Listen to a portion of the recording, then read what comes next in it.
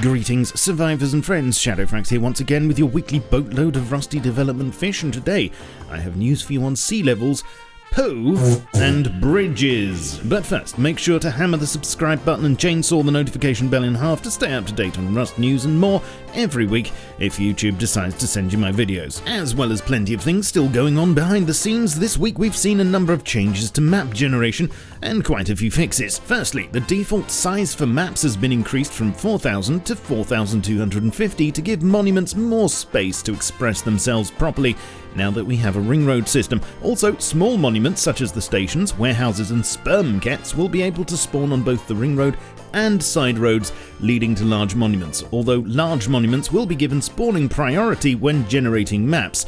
The ring road will also now be removed from any maps under 4K in size. On Wednesday this week, a small client and server update was pushed to address clients freezing and or crashing after joining a server, and this should also have fixed a problem with melee hit detection that many of you were having. Other fixes, currently only on staging but which you'll be able to enjoy the benefits of after the next monthly patch domain on the 5th of March, include a fix for placement issues with small and medium wooden signs, the cargo ship not sometimes spawning out of bounds and killing all the scientists on board, and finally, something that cave dwellers amongst you can rejoice over: shotgun turrets placed below the waterline will now be able to actually do their job instead of firing blanks. Praise be! Oh, and hide ponchos will now take only 30 seconds to craft instead of 60. This update just keeps getting better. For those of you interested in the cinematic side of things, and that definitely includes me, and if you want proof, just check out my latest cinematic, link on the screen about now plus down below, plug. There's a whole studio full of convars and cinematic tools working their way down the rusty pipeline towards you. These include player animation settings,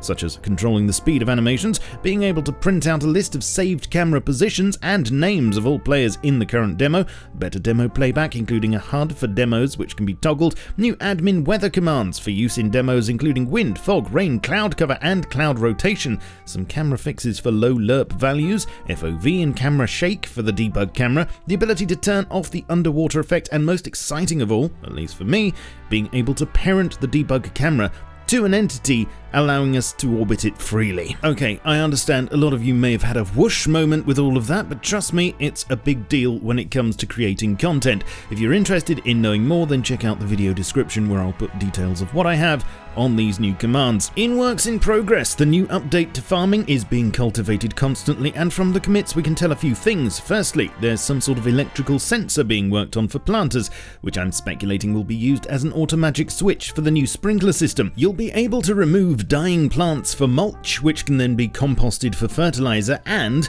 in an interesting commit from this Wednesday, a typo was fixed that was making horses poo every 10 minutes. Thank Crunchy for that, I wasn't getting anything done.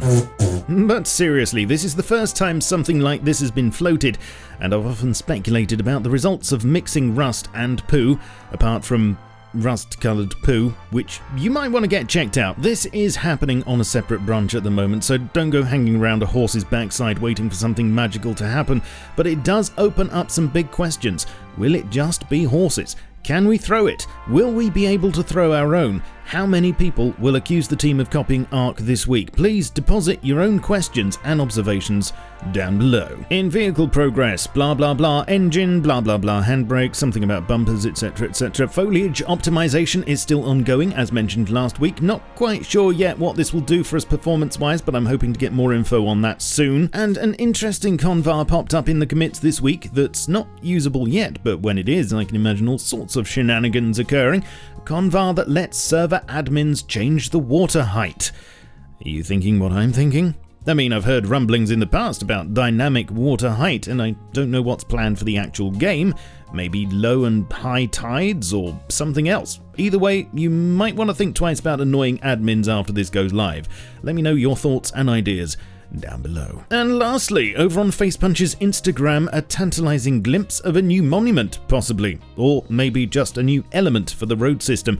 A couple of bridges are being created, one concrete and one steel. They're currently only in the grey box stage, so no indication of what they'll look like when completed or when that will be. Perhaps they'll allow for an expansion of the road network so that it can be used on more varied maps. Who knows at this point, but please stay tuned to the channel and I'll tell you all the details when I get them. Join me on Twitch, where I stream 3 times a week, link down below, plus support my efforts here on Patreon, and stay up to date with my content on Twitter, Facebook, Discord, and my Steam group, and I shall catch you all soon, but in the meantime, keep calm and stay rusty. Cheerio.